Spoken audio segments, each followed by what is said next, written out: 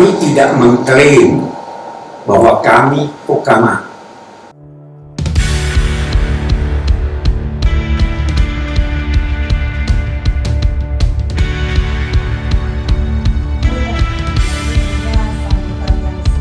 Pengalaman berislam di Indonesia ini bisa menjadi khazanah global. Muslim Council of Elders itu adalah satu lembaga independen yang menghimpun sekitar 16 ya tokoh Islam dunia yang dipimpin oleh Grand Sheikh Al-Azhar, dan termasuk dari 16 itu dari Indonesia adalah Profesor Dr. Muhammad Quraish Shihab. Nah, lembaga independen ini dibentuk dengan tujuan untuk mengokohkan budaya perdamaian, membangun dialog, dan mengembangkan toleransi. Jadi ada 3 kata kunci memang di dalam misi dari Majelis Hukama ini.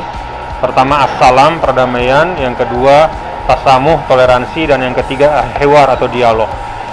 Dan satu titik utama dari Majelis Hukama adalah ketika pada tahun 2019 yang lalu, itu Grand Sheikh dan Paus Fransiskus menandatangani dokumen persaudaraan kemanusiaan di Abu Dhabi. Jadi itu produk utama ya yang dilahirkan oleh Majelis Hukama bersama dengan Vatikan untuk meneguhkan komitmen kemanusiaan. Nah, kenapa Majelis Hukama membuat kantor sekarang di Indonesia? Karena menurut pengamatan ya dan pengalaman yang panjang, itu ternyata Indonesia memiliki bentuk keberagamaan yang lebih sesuai dengan 3 kata kunci tadi. Jadi kalau kita bicara tentang toleransi, ternyata umat Islam di dunia ini harusnya bisa belajar dari Indonesia. Ketika bicara budaya perdamaian juga seperti itu. Ketika bicara tentang dialog juga seperti itu. Untuk memberikan pengalaman berislam ya dalam konteks kebangsaan, konteks keragaman, untuk bisa menjadi khazanah seluruh umat Islam di dunia gitu. Jadi saya pikir ini satu prestasi Indonesia sebagai bangsa ya, untuk kita mencoba menghargai apa yang kita miliki gitu. Sebenarnya agama sudah memberikan kita solusinya. Bahkan bangsa ini sudah memberi solusinya melalui Pancasila.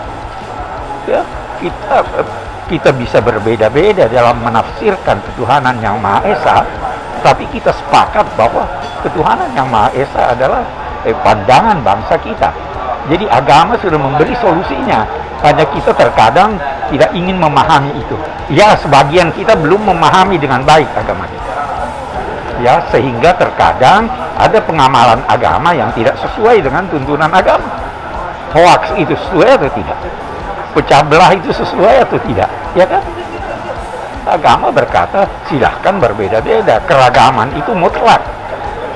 Tidak bisa kita tidak bisa kita pendam itu keragaman. Ya kan? Ya, bangsa kita sudah punya filsafatnya, berbineka tapi kita tunggal ika. Itu agama juga mengajarkan demikian. Nah, ini yang kita ingin agar masyarakat kita mengenal itu lebih banyak, dan bangsa lain juga supaya mengenal bahwa sebenarnya kita punya filsafat yang luar biasa. Bagaimana peran Majelis Hukama Al-Muslimin ini bagi anak muda? Kita melihat bagaimana anak muda menjadi populasi yang mayoritas sekarang di Indonesia, dan semangat keberagamaan, keberislaman anak muda sedang tumbuh-tumbuhnya. Karena itu majelis ini menjadi sangat penting bagi anak muda untuk mengekspresikan keragaman dalam beragama, harmoni dalam beragama, untuk kemudian ini ekspor ke berbagai kawasan di Timur Tengah ataupun di kawasan lain di dunia, sehingga bisa menjadi inspirasi bagi anak muda di sana dan membangun kerjasama dengan anak muda di luar sana. Karena kita memiliki lembaga berupa pesantren dan melahirkan anak muda yang sangat moderat, yang paling mudah, paling murah, dan paling efektif untuk menyebarkan nilai-nilai toleransi adalah melalui internet, melalui pendekatan-pendekatan digital. Di antaranya di sekitar kita ada toleransi. Di sekitar kita, misalnya kita menemukan rumah ibadah umat beragama yang berbeda berdampingan, kita menemukan kerjasama antar umat beragama, kita menemukan orang yang berbeda agama saling membantu satu sama lain. Itu tinggal kemudian difoto, di video, atau di capture dalam bentuk teks dan di share di media sosial. Saya rasa itu hal yang paling kecil, paling mudah, paling murah, tapi paling efektif yang bisa kita lakukan saat ini untuk